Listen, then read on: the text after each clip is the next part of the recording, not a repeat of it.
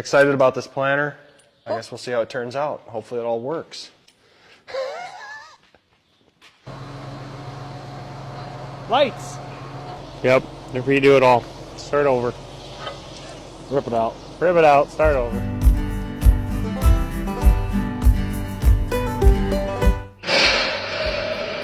We got the planter in here. We're gonna finish taking off some stuff that we kind of missed or didn't do while it was in the corn building. We got Hank over here taking off all the discs. What do you think?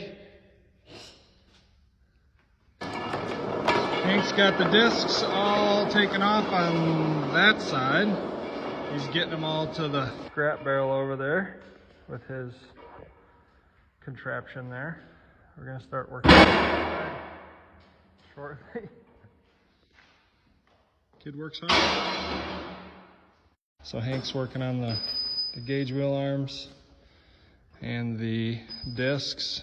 I'm gonna help him with that, and then I'm gonna start loosening all the parallel arms. We just picked up Duraware, Precision Duraware this morning. So before we start tearing the parallel arms apart, I think it's important for everybody to see kind of wear points and how much slop actually is in a row unit if you're not going aftermarket parallel arms or doing something to fix that issue. So all these bolts are tight, so that's not for camera, but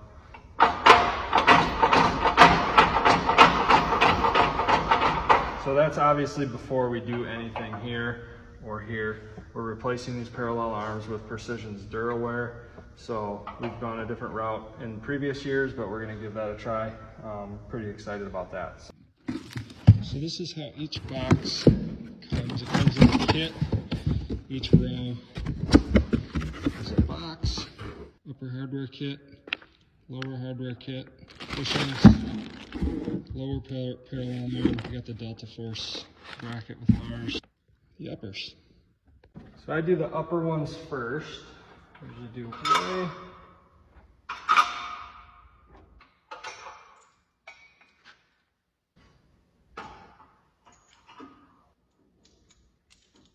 Show you guys how tight they are once I'm done.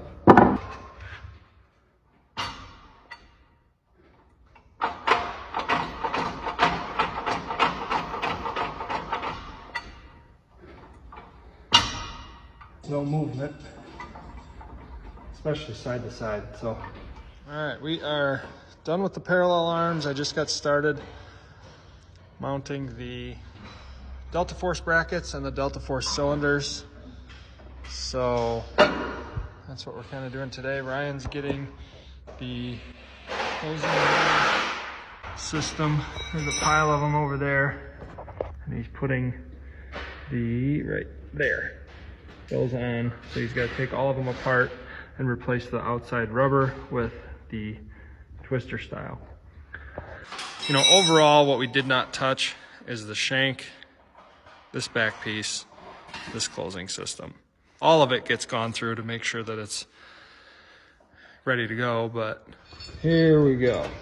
So to mount this, pretty self-explanatory. These two go from the back, and this one on the bottom. Tighten those up and you're good to go. Today we're doing C-tube guards. So it's something that sometimes gets overlooked, I feel like. And it's relatively cheap and inexpensive to replace. We'll be doing frogs for your depth control on your gauge wheels. They get worn out. It seems like the bolts wear out faster than what everything else does. So yeah, that's where we're going today. As you can see, we have attached our C-tube guards and our new frogs and bolts. Next step in the process is we're attaching new seat firmers. So we went with Keaton Quick Attach from Precision. So I'll show you how we go through these.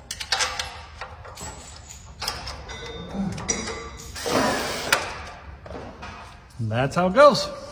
Tell Uncle Ryan he should have tightened them up before he left. Schmuck. Now I'm installing all the Delta Force hoses in between every row. All right, so now I'll go through and I'll tighten all those, and we have to put in a T somewhere on one of these rows. depending on where we want to tap our supply in from the lift manifold is what it's called. Sorry, I just looked at the instructions here. So see how it ties into each section. So there's a section on this side, section on that side, section in the back. What are you doing? I want to work with you. All right, so today we are installing most of our gauge wheels, our gauge wheel arms, and our opener discs. Starting fresh with brand new opener discs to check the distance on these, make sure that they're correct. We even do this on our used ones. And then we're putting our gauge wheels on and gauge wheel arms after that with our scrapers. So you keep going. Okay, real tight. Good job. Up and down. You're strongest in our family. Am I stronger than Uncle Josh and Uncle Ben? Yeah. Am I better looking too? Yeah. All right, you slide this one in from under here until it gets tight. Tight, stop. Okay? Now we gotta measure it. Can you pull that out? What number is it? 2 3/4. Uh-oh. Uh-oh. What do we want it to be? We want it to be under 2.5, right? Okay, so since these are brand new, we wanted to kind of set them on the higher side. These have a pretty decent amount of paint on them. So when that paint wears off, hopefully we'll recheck them after a little bit after that paint wears in. We usually like to be that 2 to 2 1/4 inch range. We're probably higher than that, closer to 2.5, just because of that paint. So we decided to go with reveal on this build, and there's a few different mounting systems, so we worked with our dealer on what we wanted, planter configuration, and there's a few different styles of what we needed. The first thing we do is, this is the top, like that, and then this bracket gets mounted on the underneath side. This plate is mounted, tighten those up, and that should be done. Next we're gonna put this up on there like that. All that needs to be added after this is the depth wheel and the tine wheels on each side. Well, this is one thing that you don't get in the precision kits. Everything's pretty well complete. Because these hoses need to be custom length, you have to make them. So if you don't have a hose maker, then you have to have it done. Nice! What you doing, Joe? Mounting the new Gen 3. What did you have before? Gen 2. So pretty big change, bigger monitor. It has a DBM. He has no idea what he's doing. I have no idea what I'm doing. Do you have to go to a training? Oops. For this? I already did. Yep. Okay. We haven't shared yet that you are going to be manning this planter. That is correct.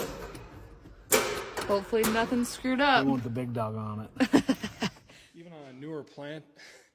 Even on a newer planter, we would do the same things anyways.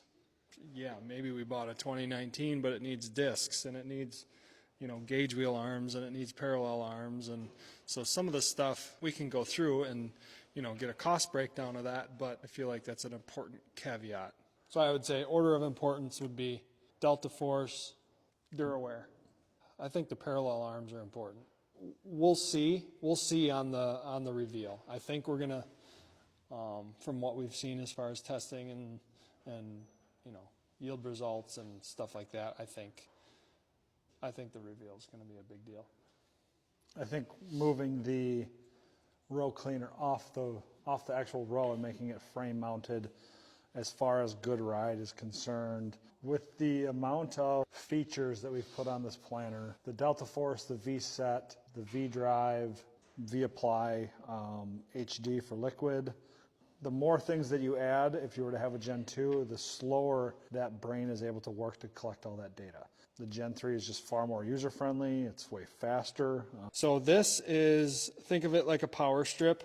Your row harness plugs into this, and then you can plug in everything after that, right? So the V drive gets plugged into that. You can plug your, V drive, speed tube, V drive insecticide. If you had furrow force, and you could just keep adding things. Your V apply liquid gets plugged into here. This is the brains of every row. So every row gets one of these. Every row gets one of these. Once I have this, all I have to do is buy the V set or buy the V drive insecticide, and a CAN harness plugs right in. We don't have to update the wiring. We don't have to do anything like that. Pretty simple. Smash, smash, smash. It's going to clip. Can we run them to the back? Like, The worst that could happen, clip you have it to off. replace this airline. Where did I put that pin?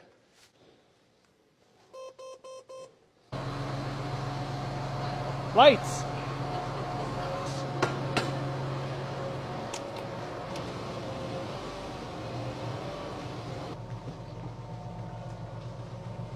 For me, since I didn't do the install, it's the easiest thing to come in and figure out where everything is. How bad we screwed up. I don't know how bad you screwed up. Just figure out where the heck everything is.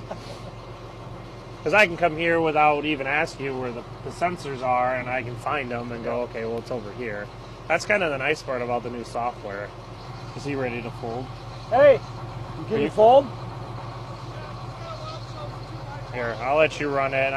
We got to figure out. You're missing. It says your row cleaner controller's not there, so I need to take a look at that anyways. But why don't you get it, fold it out the rest of the way, okay? And then where's our pressure sensor? I don't know that we put that on. So that's why it's telling me that it's red, because it's just not there. Apparently that V applied must be bad. Which one? This one. Not blinking? It's not blinking. Just doesn't blink. That's why it's got an OK on it, because the bulb must be burned out of it. So, schematic. All right, now what's on 12? Making this so easy, I don't even have to update the display. Have you weighed any product yet to put in your cal? Zip ties. Where would we be without them? Rip it out, start over. Why don't we run the Delta first, and then while we're doing measurements, they could be pinning cylinders. Okay. That work? So we're going to run a Delta Force health check, which is going to take those Delta Force cylinders and run them up and down, air purge test, because all these lines, every hydraulic line is filled with air currently. I'm just checking for leaks. It's a miracle if you can do one of these and not have a leak, so. Especially if you got multiple people helping. We had Harper, we had Hank, we had Mary Pat, plus us four. It happens at our shop too, so it's Okay, good. back to All it. right, let's try it again.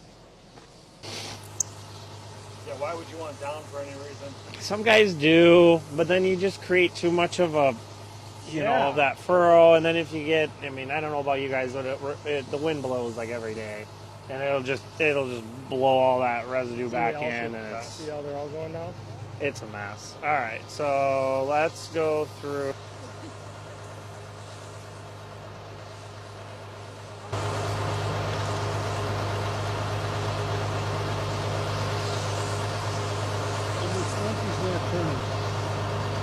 Okay.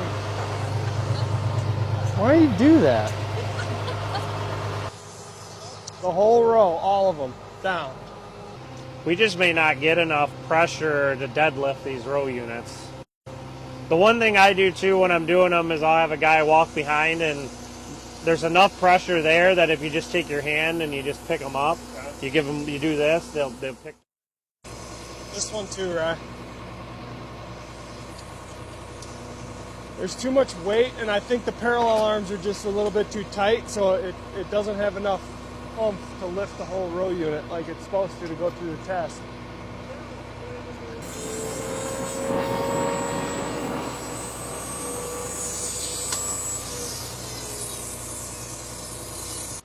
I think a lot of it was just finalizing your install. Really, just going through and setting up all the SRMs and where everything's located, and getting the screen green was number one, really. And then after that, we just did the health checks on the Delta Force and fixed the leak. And then ran all the health checks and made sure they all worked. Checked the row cleaners, made sure they didn't leak, which we got a little leak somewhere, but could be in the tank. So just going through everything and make sure it's ready to go.